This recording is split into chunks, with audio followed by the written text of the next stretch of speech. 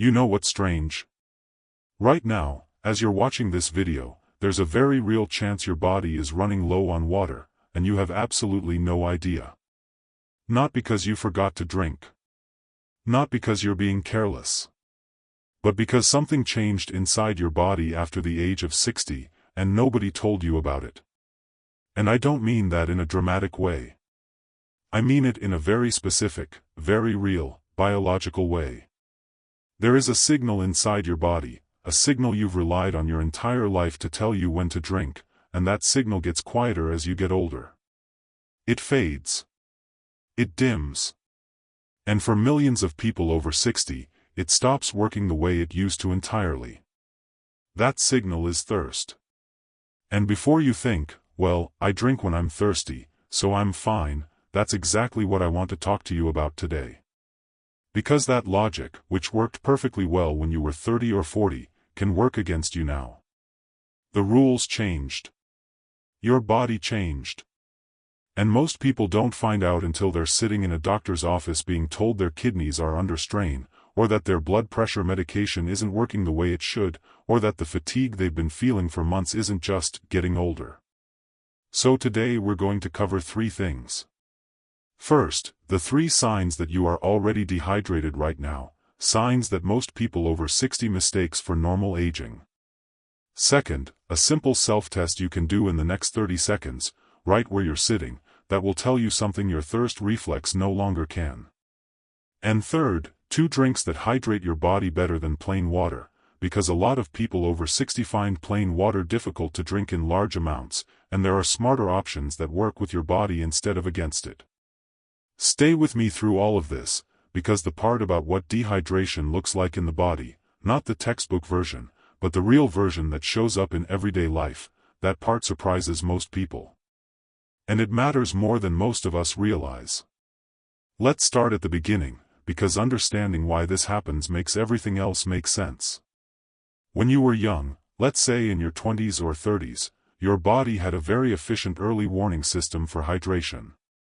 The moment your fluid levels dropped even slightly, specialized receptors in your brain, particularly in a region called the hypothalamus, would fire off a signal.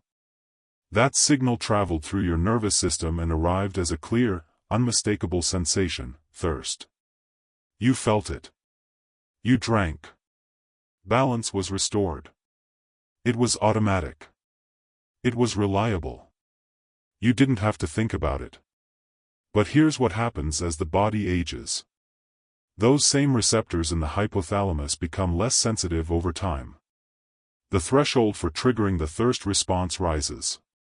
In simple terms, your body now must become significantly more dehydrated before it sends that signal, and even then, the signal that arrives is weaker than it used to be. Researchers have studied this carefully. In one comparison between younger adults and older adults, when both groups were mildly dehydrated to the same degree, the younger adults reported strong feelings of thirst. The older adults reported almost none. Same level of dehydration. Dramatically different signals. And this isn't a minor difference. By the time many people over 60 feel thirsty, they may already be operating at a hydration deficit significant enough to affect how their organs function, how their brain processes information, and how their muscles and joints perform. Now layer on top of that a few other things that change after 60. The kidneys become less efficient at conserving water, which means the body loses more fluid through urine even when hydration levels are already low. Total body water decreases with age. A younger adult's body is roughly 60% water, while an older adult's body can be closer to 50%, meaning there's less reserve to draw from. Certain medications, which are far more common in people over 60, act as diuretics, blood pressure medications, heart medications, some antidepressants, pulling even more fluid out of the system. You put all of that together and what you have is a body that is losing more water, storing less water, and sending weaker signals about it. That is the real landscape of hydration after 60. And it explains everything we're going to talk about next. So, what does dehydration look like? Not in a textbook. In real life. In your daily experience. Because here's the problem. When most people think of dehydration, they picture someone stumbling through the desert, cracked lips, dizzy, desperate for water. That's severe dehydration. That's a medical emergency. That's not what we're talking about. We're talking about mild to moderate dehydration, the kind that doesn't announce itself dramatically, the kind that just quietly makes everything harder, the kind that gets mistaken for something else entirely. And the 3 signs I'm about to describe are genuinely mistaken, every single day, by millions of people over 60, for the ordinary effects of aging. That's the part that matters. That's why this conversation needs to happen. The first sign is fatigue. Not the tired feeling you get after a busy day. Not the sleepiness that comes at night. The kind of fatigue that's there when you wake up. The kind that makes the afternoon feel like you're moving through sand. The low energy, low motivation, vaguely heavy feeling that so many people over 60 have quietly accepted as just part of getting older. Let me tell you what's happening when you're mildly dehydrated and feeling that way. Your blood is largely made of water. When you're low on fluids, blood becomes slightly thicker, slightly more viscous. Your heart must work harder to pump it. Your circulation slows. Oxygen and nutrients move through your body less efficiently. The result is a drop in energy that feels exactly like what most people describe as just being tired. Your cells also depend on water for the chemical reactions that produce energy. At the cellular level, dehydration slows down metabolism. Energy production becomes less efficient. You feel it as heaviness, as sluggishness, as an unwillingness to get up and move that has nothing to do with motivation or mood.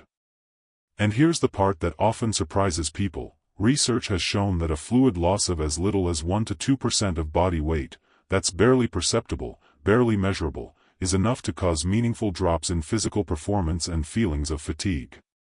For a 150-pound person, we're talking about losing less than 3 pounds of water weight before fatigue sets in. So when you wake up feeling tired, when the afternoon hits and you feel like you need to lie down, before you chalk it up to age, ask yourself honestly, how much have I had to drink today? How much did I have yesterday? Because there's a very real possibility that what feels like aging is dehydration wearing aging's clothes. The second sign is brain fog. And this one deserves a lot of attention because it affects people deeply and frightens them more than they usually admit. Brain fog is the term people use when thinking feels slow, when words don't come as quickly as they should, when you walk into a room and completely forget why you came, when concentration requires effort that it didn't used to require, when decisions feel harder than they should. And for many people over 60, brain fog has become a background noise of daily life. Something they've normalized. Something they've accepted. Here is what the research shows, and it is remarkably consistent. Even mild dehydration significantly impairs cognitive function. Memory, attention, concentration, processing speed, all measurably affected by fluid levels that are only slightly below optimal. The brain is approximately 75% water. It is an organ that depends on adequate hydration to maintain the electrochemical environment it needs to function properly. The neurons that process thought and memory, the connections between them, the flow of neurotransmitters, all of it is influenced by hydration. When fluid levels drop, even slightly, that environment changes. Signal transmission between neurons becomes less efficient. The brain shrinks slightly in volume, measurable on imaging studies. Mental performance degrades in ways that feel, from the inside, exactly like what people describe when they talk about feeling mentally slower as they age. This is important enough to say directly, some of what is being experienced as cognitive decline in older adults may be partly or significantly driven by chronic, low-level dehydration. Not all of it. Not everything labeled as cognitive aging is hydration-related. But some of it. And the part that is? It's fixable. When people over 60 improve their hydration consistently, not dramatically, just consistently, many report that the fog lifts. Thinking becomes clearer. Memory improves. The mental effort required to get through the day decreases. They describe it as feeling more like themselves. So, when the brain fog comes, and for a lot of people watching this, it comes regularly, before accepting it as the inevitable cost of getting older, consider whether the brain has simply been running dry. The third sign is joint pain and muscle cramps, and this one often surprises people because they don't think of hydration as being related to how their body physically feels. Cartilage, the cushioning tissue between your joints, is roughly 80% water. It functions like a water-based shock absorber. When you're adequately hydrated, that cartilage is plump, resilient, capable of absorbing the impact and pressure of movement. When you're dehydrated, that cartilage becomes thinner, less cushioned, less able to do its job. The result is joint friction, stiffness, and pain that can feel indistinguishable from arthritis. Muscles are even more sensitive to hydration. Water is essential for muscle contraction and relaxation. When fluid and electrolyte levels drop, muscle cells become more prone to involuntary contractions, cramps. The leg cramps that wake people up at night, the foot cramps that come out of nowhere, the muscle spasms that make movement uncomfortable, these are frequently hydration and electrolyte issues, not simply age-related deterioration. Synovial fluid, which lubricates the joints themselves, is water-based. When hydration is insufficient, the body produces less of it, and joints that should move smoothly begin to feel stiff and resistant. And think about how many people over 60 are managing some combination of joint stiffness, intermittent pain, and muscle cramps, and have been told, or have told themselves, that this is just what getting older feels like. Some of it is. But some of it is reversible. Some of it responds directly to better hydration. The three signs, fatigue, brain fog, joint pain and muscle cramps, together paint a picture of something very important: mild, chronic dehydration mimics aging. It produces symptoms that feel like aging, that present like aging, that most people accept as aging. And if nobody asks the hydration question, it goes unchallenged. Now we come to the self-test. And this is the part one want you to do, not just watch. Because this test will tell you something real, right now, about your hydration status, something your thirst reflex may not be telling you. This is called the skin turgor test, or more commonly, the skin pinch test. It's used by medical professionals as a quick field assessment of dehydration, and while it's not a substitute for blood work, it gives you genuinely useful information that you can act on immediately. Here's what you do. Hold out the back of your non-dominant hand in front of you. Look at the skin on the back of your hand, just below your knuckles. Now use the thumb and index finger of your other hand to gently pinch up a small fold of that skin. Hold the pinch for just 2 seconds, then release it. Now watch what happens to that skin. If you are well hydrated, the skin springs back almost immediately, within a second or less. It returns to flat, smooth, and normal looking almost instantly. If you are mildly to moderately dehydrated, the skin will return more slowly. It may take 2, 3, or even 5 seconds to fully flatten out. In some cases, it holds the pinched shape for a moment before gradually releasing. That delay, the time it takes for the skin to return to normal, reflects the elasticity of your tissues, which is directly influenced by your hydration levels. Dehydrated tissues are less elastic, less resilient, slower to bounce back. Now, there's an important thing to know about this test when you're over 60. Skin naturally loses elasticity with age regardless of hydration, which means the test is somewhat less precise than it would be on a younger person. If your skin snaps back quickly, that's a positive sign. If it's slow, that's meaningful. But the baseline comparison that really matters for you is not against a younger person's skin, it's against your own. If you do this test regularly, you'll notice the difference between your skin's behavior when you've been drinking enough and when you haven't. That personal baseline becomes your most useful reference point. There's a second quick check you can do, and this one is even simpler. Look at the color of your urine. Pale yellow, the color of light lemonade, means you're well hydrated. Dark yellow, amber, or anything approaching orange means your kidneys are conserving water because there isn't enough of it, which means you are dehydrated. Clear, Colorless urine means you're possibly overhydrated, which is less common but worth noting. These two checks together, the skin pinch test and the urine color check, give you a real-time window into your hydration status that doesn't depend on the thirst reflex. They're tools you can use every day to stay informed about something your body can no longer reliably tell you on its own. Now we come to the part that I think is genuinely the most useful section of this video, and it's the part where I want to be honest with you about something. Telling people over 60 to just drink more water is, at best, incomplete advice. And for a lot of people, it's advice that simply doesn't work. Here's why. Plain water, consumed in large quantities, can flush electrolytes out of the body rather than restoring balance. After 60, the kidneys are less efficient at regulating electrolyte concentrations, sodium, potassium, magnesium, and simply drinking more plain water without attention to electrolytes can create an imbalance that causes its own problems, including headaches, fatigue, and in serious cases, a dangerous condition called hyponatremia, where sodium levels in the blood drop too low. Beyond that, many people over 60 genuinely find large quantities of plain water unpleasant or difficult to consume. The taste changes with age. Medications affect taste perception. And forcing yourself to drink something you find unappealing, multiple times a day, every day, is not a sustainable solution. So, let's talk about smarter approaches.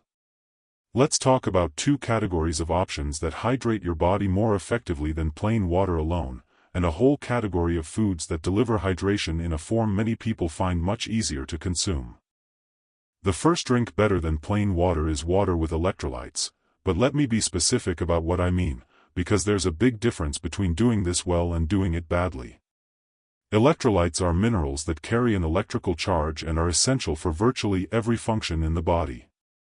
Nerve signals, muscle contractions, heartbeat, fluid balance, all of it depends on electrolytes. The most critical ones for hydration are sodium, potassium, and magnesium. When you're dehydrated, you're not just low on water. You've also lost electrolytes, because they leave the body through sweat, urine, and other fluid losses. Replacing water without replacing electrolytes is like trying to run an engine with fuel but no oil. Now, the way most people hear electrolyte drink and immediately think of bright-colored sports drinks, and those are generally not what I'm recommending. Most commercial sports drinks are loaded with sugar and artificial ingredients that are not appropriate for daily use, especially for people over 60 who are managing blood sugar, blood pressure, or weight. What I'm suggesting is much simpler and much better. A pinch of high-quality salt, sea salt or Himalayan salt, added to a glass of water. The sodium in that small amount of salt helps your cells absorb and retain the water you're drinking, rather than having it pass through quickly. It makes the hydration more effective at the cellular level. Paired with that, a squeeze of lemon or lime juice, which adds potassium. And if you want to go further, coconut water, unsweetened, is one of nature's most naturally electrolyte-rich beverages. It contains potassium, magnesium, and sodium in ratios that are remarkably close to what your body needs, without the artificial additives. A simple homemade electrolyte drink, 1 glass of water, a small pinch of sea salt, a squeeze of fresh lemon juice, and if available, diluted with a little coconut water. That combination will hydrate you significantly more effectively than plain water alone, and it supports kidney function and cardiovascular health in ways that matter greatly after 60. The second drink better than plain water is herbal tea, and I want to spend some time here because I think this option is dramatically underrated and deeply appropriate for people over 60. Herbal teas, and I want to distinguish carefully here from caffeinated teas, which have a mild diuretic effect, are essentially flavored, warm water. They count toward your daily fluid intake. They are hydrating. And they offer something that plain water simply doesn't: warmth, flavor, ritual, and in many cases, meaningful health benefits layered on top of the hydration. Let me mention a few specifically. Hibiscus tea has been studied for its effect on blood pressure. Some research suggests regular consumption of hibiscus tea produces a meaningful reduction in systolic blood pressure, the kind of finding that is genuinely relevant for many people over 60 who are managing hypertension. It has a tart, pleasant flavor, requires no sweetener, and is deeply hydrating. Ginger tea supports digestion, has anti-inflammatory properties, and is warming and soothing in a way that makes it very easy to drink in quantity, especially in the morning or evening. Many people who struggle to drink plain water find that a warm mug of ginger tea is something they genuinely look forward to. Chamomile tea has calming properties and is particularly useful in the evening, when it both hydrates and supports sleep quality. Poor sleep is another common complaint after 60, and addressing it through something as simple and pleasant as an evening cup of chamomile tea is a low-effort, high-value habit. Peppermint tea is refreshing when served cold, making it a good option for people who want something other than plain water but also don't want a warm beverage. Cold peppermint tea has a clean, refreshing quality that many people find much more appealing than plain cold water. The important thing about all of these is that they are herbal, not caffeinated. Caffeine, particularly in the quantities found in coffee and black tea, has a diuretic effect that can work against hydration. That doesn't mean you need to give up coffee entirely, but it does mean that coffee should not be counted as part of your daily hydration, and that moderating caffeine intake, particularly later in the day, is worthwhile. Now let's talk about water-rich foods, because this is the approach that consistently works best for people who genuinely struggle to drink enough fluid throughout the day. Your body does not care whether the water it needs arrives in a glass or in food. It simply needs water. And many foods, particularly fruits and vegetables, are extraordinarily high in water content. Cucumbers are 96% water. Eating a cup of cucumber slices delivers nearly a full cup of water to your body, along with potassium and a small amount of vitamin K. They require no preparation, they're easy to keep in the refrigerator, and they're one of the highest water content foods available. Watermelon, as the name suggests, is roughly 92% water. A large slice of watermelon provides a significant amount of fluid, along with lycopene, a powerful antioxidant, and potassium. It's sweet, easy to eat, and doesn't feel like a health obligation.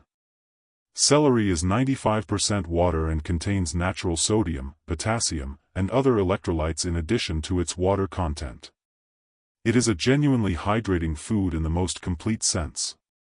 Strawberries are 91% water, rich in vitamin C, and for most people, something they genuinely enjoy eating.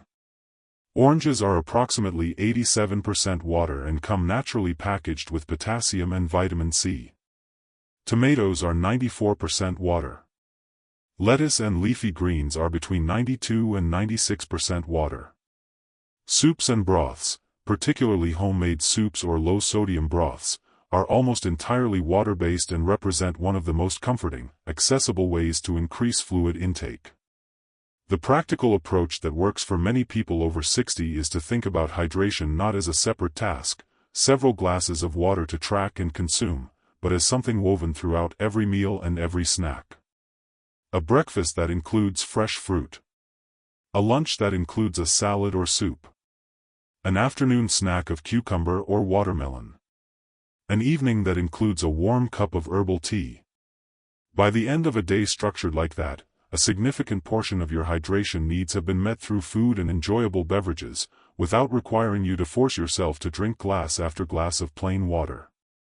Let me bring this together with something practical. Because I want this to be a video you act on, not just watch and then move on from. If you've done the skin pinch test and the result concerned you, if your skin was slow to return, if your urine color has been darker than it should be, if you've been experiencing the fatigue, brain fog, or joint stiffness we talked about, here is a realistic, achievable starting point. In the morning, before anything else, drink 1 glass of water with a pinch of sea salt and a squeeze of lemon. Your body has been without water for 6 to 8 hours. This first glass is the most important one. The salt and lemon make the hydration more effective and give it a flavor that most people find much more appealing than plain water first thing in the morning. With your breakfast, include 1 water-rich food. A handful of strawberries, some melon, a sliced tomato. something that adds hydration through food without requiring extra effort. At some point in the late morning or early afternoon, have a cup of herbal tea. Choose one you genuinely like. Make it a small ritual rather than a health chore. With your lunch, aim for something that has high water content, a soup, a salad, a vegetable-based dish. These are hydrating meals that also tend to be nutritious in other ways that matter after 60. In the afternoon, have something like cucumber slices or a small portion of fresh fruit, both a snack and a hydration source in one. In the evening, a cup of chamomile or another calming herbal tea brings your day's fluid intake to a good place and supports the sleep quality that is so important for every other aspect of health. That is an entire day of thoughtful hydration that doesn't require counting glasses of plain water, doesn't require forced drinking something you don't enjoy, and builds hydration into the structure of how you already eat and live. It is sustainable. It is practical. And it addresses what your thirst reflex can no longer reliably do for you. There's one more thing I want to talk about before I close, because it comes up consistently and it matters for anyone over 60 who is managing their health carefully. Medications and hydration interact in ways that most people aren't told enough about. Diuretics, medications used to treat high blood pressure, heart failure, and some kidney conditions, work by increasing the amount of water the kidneys pull from the blood to produce urine. They are genuinely effective medications for the conditions they treat. But their mechanism of action means they increase fluid loss. People taking diuretics need to be more attentive to hydration than the general population, not less. Certain medications, particularly some antihistamines, some antidepressants, and some medications for overactive bladder, have a side effect called anticholinergic effect, which among other things reduces saliva and moisture production throughout the body. This contributes to a dry, thirsty feeling, or in some people, paradoxically, a reduced awareness of thirst. Some blood pressure medications, particularly ACE inhibitors and certain others, affect how the kidneys handle sodium and potassium, which directly influences fluid balance. None of this means these medications should not be taken. It means that if you are over 60 and on any of these medications, hydration deserves extra attention and ideally a conversation with your doctor or pharmacist about how much fluid you should be targeting daily. It also means that if you've been trying to improve your hydration and still feeling off, still experiencing fatigue, brain fog, or muscle issues, your medication list is worth reviewing. Ask specifically, is anything I'm taking affecting my hydration or my electrolyte balance? That question can open a very productive conversation. Let me leave you with this. The body you have at 60, 65, 70, and beyond is remarkable. It has carried you through everything life has given you. It is still capable of extraordinary things, including recovery, resilience, and feeling genuinely well. But it requires you to understand it at this stage of life, to know how it has changed, to know what it needs now, not what it needed 30 years ago. One of the most important changes is the thirst reflex. It fades. It becomes unreliable. And the cost of not knowing that, of continuing to rely on it the way you always have, is a quiet, slow dehydration that dims your energy, clouds your thinking, stiffens your joints, and gets written off as just getting older. It doesn't have to be. The 3 signs: fatigue, brain fog, joint pain, and muscle cramps. The skin pinch test, done regularly, telling you what your body no longer reliably tells you on its own. The morning electrolyte water, the herbal teas, the water-rich foods woven through every meal. These are not complicated. They are not expensive. They are practical, sustainable, and they work. Your body is not declining as fast as it might feel. Some of what feels like decline is dehydration. And dehydration is fixable. Now I want to hear from you, because the comments section on these videos is genuinely one of the most valuable parts of them. Here's my question for you today: what's the one thing you're going to try first? The morning electrolyte water, adding more water-rich foods to your meals, or switching some of your daily drinks to herbal teas? And if you've already dealt with dehydration symptoms like fatigue or brain fog, Did you ever suspect hydration was part of the cause, or did you, like most people, just assume it was aging? Tell me in the comments. You might be surprised how many people are in the same situation, and how much it helps to hear from someone who found their way through it.